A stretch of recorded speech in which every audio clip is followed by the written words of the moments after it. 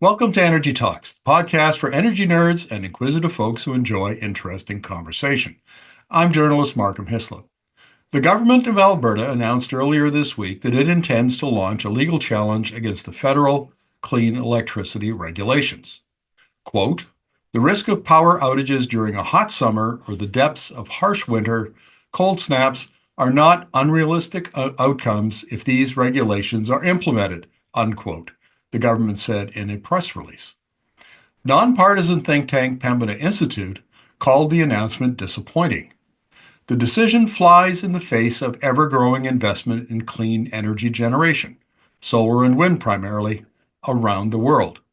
Even in the United States, which is facing rapidly growing electricity demand, utilities are installing record amounts of renewables because they are low cost and quick to bring into service.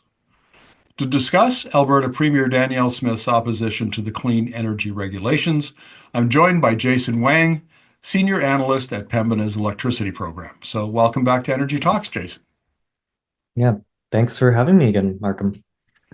This is a bit of a mystery. Well, it's not actually, but I'll tell you what is a mystery to me, Jason, is we could dismiss Premier Smith's opposition to renewables as ideologically driven or politically driven, right? I mean, she talks about how for every megawatt of solar, you've got to have a megawatt of gas backup, which is not technically true. She talks about the visual impact on the Rocky Mountains. I mean, it's all kinds of things. What really mystifies me is in Alberta, I see a lot of technical professionals, including some folks who have worked in grid planning in Alberta, who agree with her, and that doesn't that goes against the interviews I've done with global experts around the world who say, yes, you can bring in intermittent wind and solar, but you have to make changes to the grid. You have to have more battery storage and market reform and on and on. If you do that, you can have a flexible, resilient, low cost grid. And even the technical professionals in Alberta seem to either not agree or be out of the loop in this conversation. What's your take as an analyst? Yeah, I do want to say, first of all, this government and previous Alberta governments, have taken steps that, in our view, Pembina Institute are good for modernizing the grid and for regulations. For example, defining what energy storage is in a legal framework so that regulations can be built to facilitate, growth in that sector. We haven't seen enough focus to really realize more storage as a mechanism to do the things like you're mentioning and ensuring affordability, reliability on the grid. But I just want to be clear, the government of Alberta, I think, has been listening to stakeholders in some areas and making good steps and decisions. Regarding the idea of what does the future grid need to look like and how do we get there? It does remind me a little bit of how uh, a decade ago or so, when Alberta was first looking at really trying to boost renewable energy growth in the province. There were folks saying we can't have a grid with more than 5% or 8% of variable wind and solar on the grid, but we're well past that. We're actually the final numbers aren't out yet for 2024, but we're going to be somewhere in the ballpark of 18% of electricity last year in Alberta coming from wind and solar. So I think that's quite notable. And in just some of our quick glances at the data, it looked like we might have hit our 30% by 2030 target sooner than 2030, maybe even in 2027 or 2028. But there's a lot of uncertainty in the market at the moment, and we're not sure if that will proceed. But I think the point is just there have always been folks who have been skeptical of changes, and that's necessary to some extent in a system that's changing so quickly.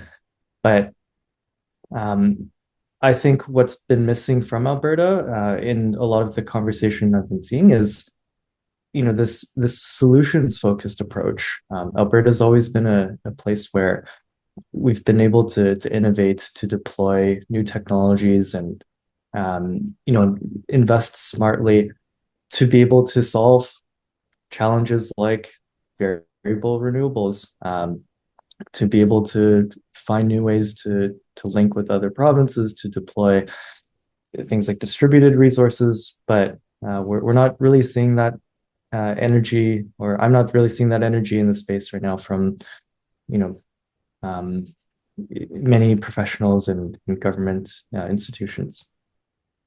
About a couple of years ago, I interviewed the ASOs, the Alberta Electric System Operators grid manager. And he was, at that time, we were just coming up to the pause in renewables, the moratorium that the government implemented. But he was saying, look, well, we understand that the grid is changing, and we're looking at all sorts of technology solutions, more storage, more digitalization, grid forming inverters. I mean, that's one of the things, it's kind of a nerdy techie thing.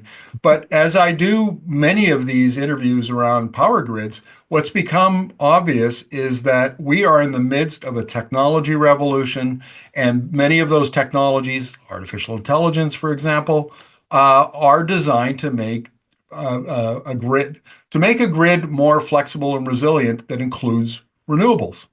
So there are all kinds of jurisdictions, Texas and California and places in Europe and China and lots of places in Asia. It's not like there aren't examples of this. And maybe it's just the fact that we've got this cautious culture in Alberta that, is just kind of behind the curve on this stuff. Yeah, it's really interesting you bring that up about the system operator.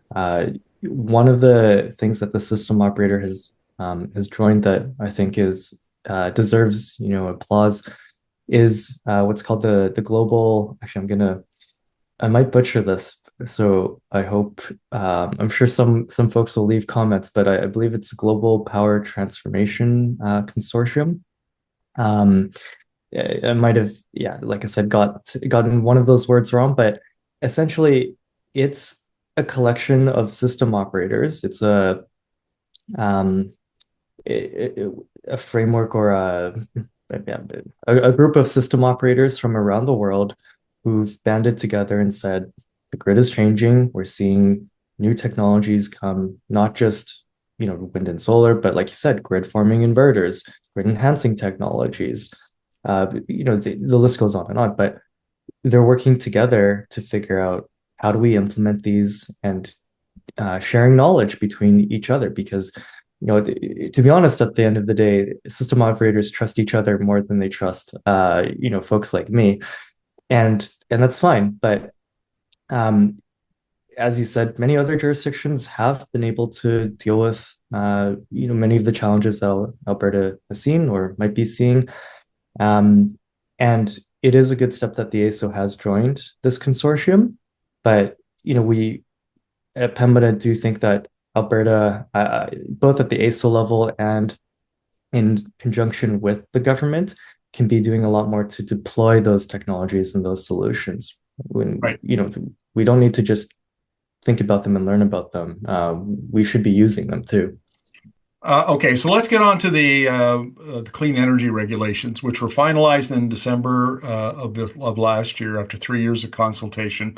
Extends the earlier rules around coal phase out, which is, I think, we're already done in Alberta, and sets longer term emission limits for power plants.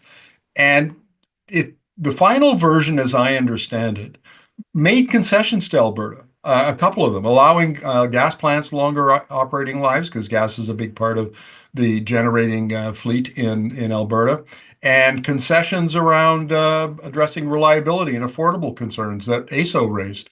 And so, if the federal government, has already shown willingness to be flexible because Alberta, has harsh winters and has a lot of gas in its system and so on, makes it a little more difficult.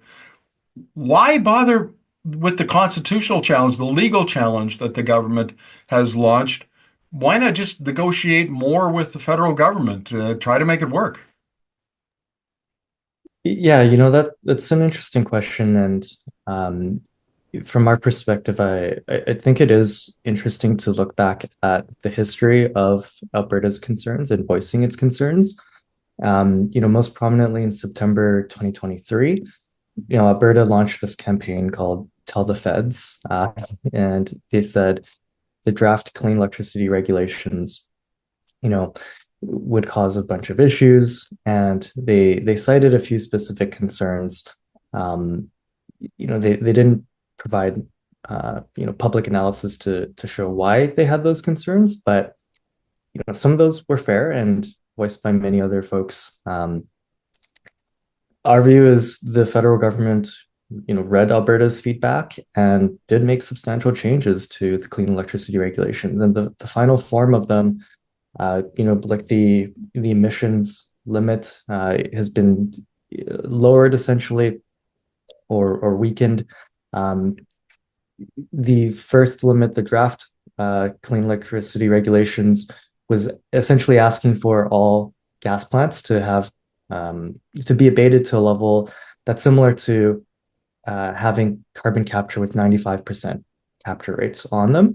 And industry had been saying they'd be able to do that for many years, but during the discussion a few years ago, the industry and their vendors and the government of Alberta said that actually 95% is not achievable, and maybe something in the 80% is achievable. So the federal government clearly listened, and the final limit takes that into account. There's a lower capture rate in the final version.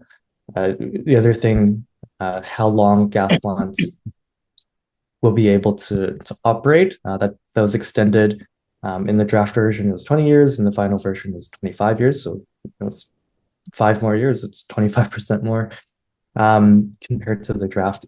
And there's a couple of other examples too of how increased flexibility, like using carbon offsets. So uh, Alberta voicing concerns again without releasing analysis again to say why it has those concerns is interesting. It seems like, maybe the goalposts have shifted over what its concerns are, and it still hasn't, in our view, really articulated why those are huge concerns. And like you said, Alberta could be doing a lot uh, just in managing its own grid to address some of those potential challenges. And it could be working with the government, the federal government, in a different way. Like it could be seeking an equivalency agreement, right? But it would need to show that it has its own plan to reduce emissions, which is what the clean electricity regulations are, ultimately about. In 2021, I interviewed Vice President Miranda Erickson from ASO. And the ASO had done a net zero strategy document at that. They had modeled different paths to net zero. And she said, look, we can get to 2035 a variety of different ways. Some of it is renewables. One path had a lot of hydrogen, which now we now think maybe is not as viable, but and some of it was carbon capture. But she said the cost is going to be 44 billion to $52 billion over the next 10 years, well, till 2035. But she said 90% of that will be paid by the private sector, by the power generators who are either building wind and solar, or maybe they're installing the carbon capture. That'll be private. It's not going to be paid for by the taxpayer or ratepayers. And that study, as important as it was, and it got some attention back in 2020, 2021, it's now like it never existed. They modeled it, said they could do it. They said they could meet the standards. Here's what it's going to cost, and then put it up on the shelf and let's just pretend that it never happened. I, because is that not the kind of analysis you were talking about that the Alberta government should bring to the table to, bolster its argument? So that 2022 study was a really good example of the system operator, taking a look at different scenarios than had been in the past, and really asking the question of how could we do this? And I want to say quickly, we actually essentially reran or tried to replicate those scenarios in our own analysis, um, and but also allowed for more options like interties to be able to be used. And we found that uh, there were some old renewables price numbers and gas price assumptions that they were making, and using more updated ones, we actually found across six different scenarios that Albertans would actually have cheaper electricity. Like we would see lower costs on our bills using basically in any scenario. So I just wanted to point that out. And in scenarios where we, increased our utilization of interties, of storage, of wind and solar, we could save Albertans hundreds of dollars a year on their bills overall. But so to answer your question though about recent claims, there is another layer of modeling that the system operator does do beyond essentially the high level resource adequacy, the energy adequacy that they do with models like the 2022 study. They do like to drill down into worst case scenarios, like if it's very cold for 7 days and a few gas plants go out again, like they did in January 2023 when we got that grid alert. In those worst cases, will we have enough energy? And unfortunately, they don't release many of those results publicly. But it is, I think, important to note that in most of the analysis the ASO has done, where they're looking at worst cases like that, they're not looking at what if Alberta had more interties or restored intertie capacity. What if Alberta had more batteries than they've been forecasting? What if Alberta had demand response programs that are more sophisticated and automated than just sending an emergency alert to everyone's phones and TVs, like we did in January 2023, January 2024. So my point is, yeah, there are a lot of different opportunities and mechanisms to deal with the challenges of our grid. In the assessments that the system operator has been doing, or forecasts, they're starting to look at a few more of these. In their most recent long-term outlook, they looked at a case where Alberta does have more interties, but especially in this moment right now where we're talking about building an east-west grid, realizing more publicly in the public political discussions that actually, yeah, this is important for energy security, for reliability for all of our grids. We should be asking questions like, what would it look like if we doubled our connection to BC and to Saskatchewan, or tripled? These are questions that are relevant and we should be asking. The government has essentially done the same thing with the federal oil and gas emissions cap, because all the modeling that it did and the government's argument and the industry's argument was the emissions cap. If you put this emissions cap on, it will have these horrible negative consequences. Never once acknowledging that the way to avoid that scenario is to actually do some emissions reduction. Put on carbon capture or use solvent substitution in the oil sands or something like that. And it seems like they're doing the same thing with the the clean electricity regulations. Oh, yes, we'll have outages, we'll do this. But that assumes that the utilities and the transmission, the company that owns most of the transmission, and that they do nothing, that they don't make any changes, that they don't adopt any of these technologies, that there aren't market reforms, and they don't do, demand response, all the things we've been talking about. They keep the system static, and then say, if you do this, you're going to crash us, which is really unrealistic. That's just not a reasonable approach during a period of significant change in the industry. Yeah, I'm not an expert on the emissions cap, but I do think on the electricity system, like I said earlier, there is a sense that, of pessimism that's surprising. Um, One thing that's actually surprised me a lot in the last couple of months is the government of Alberta has, raised issues around the clean electricity regulations. They're now casting a lot of doubt about the economics of carbon capture and storage for gas plants. Our ability to reduce emissions from existing and potentially new, more efficient gas plants with carbon capture and storage into the future. They're saying the other day, the Minister of Environment, Rebecca Schultz, she said in a media release that it's unproven. Uh, and our view is carbon capture on gas plants, isn't as well developed as maybe in some other industries, like, some refineries. But it's surprising to see this type of pessimism from the government on emission reductions approaches. And, we haven't seen a made in Alberta plan to reduce emissions in the electricity sector, right? One that maybe could be brought to the federal government in an equivalency agreement sort of sense.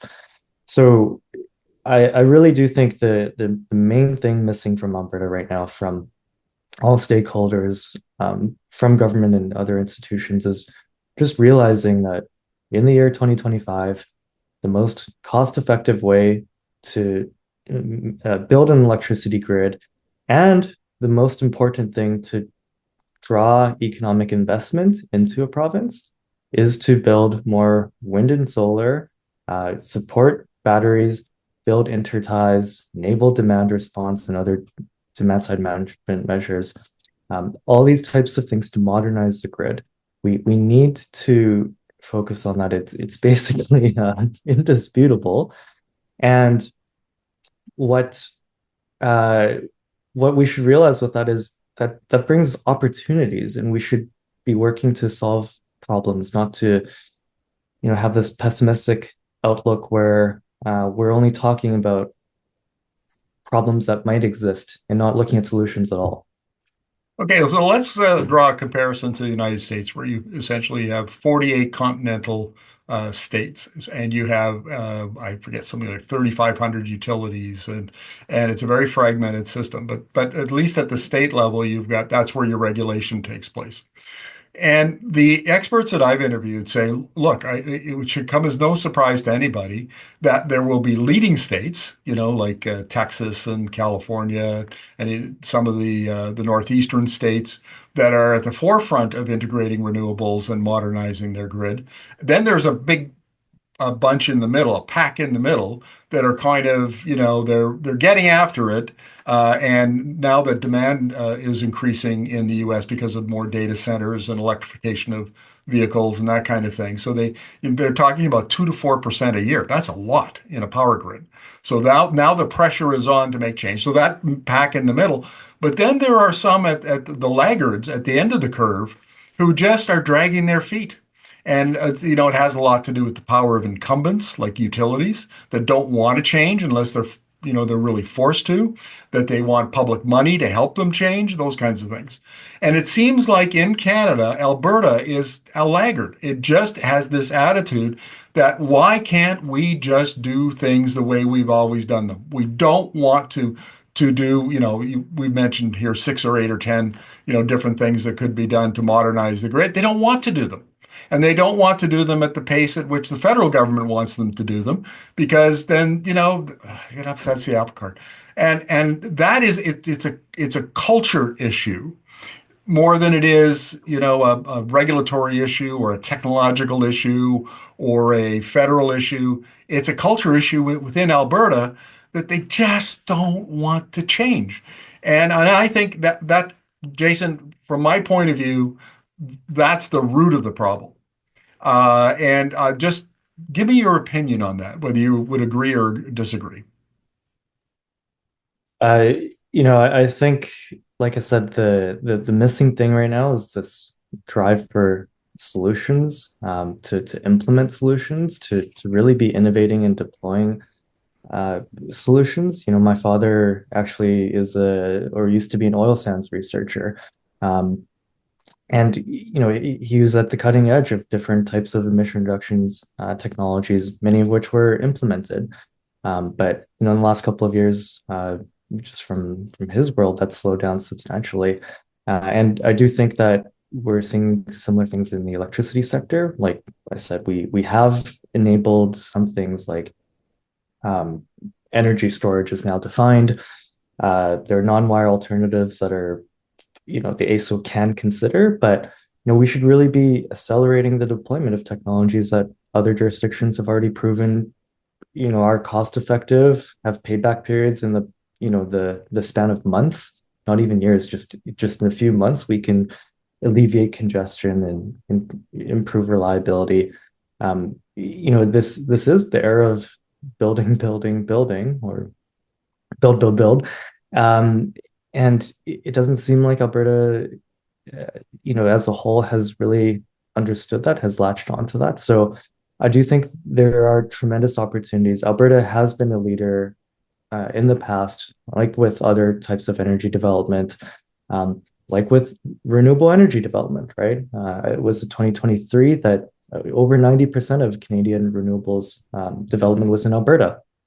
But now we're seeing BC, Quebec, Ontario, so many provinces, Saskatchewan, Manitoba even included, looking for more renewable energy, starting to have conversations about connecting their grids, and Ontario especially looking at on the distribution side, modernizing their regulations.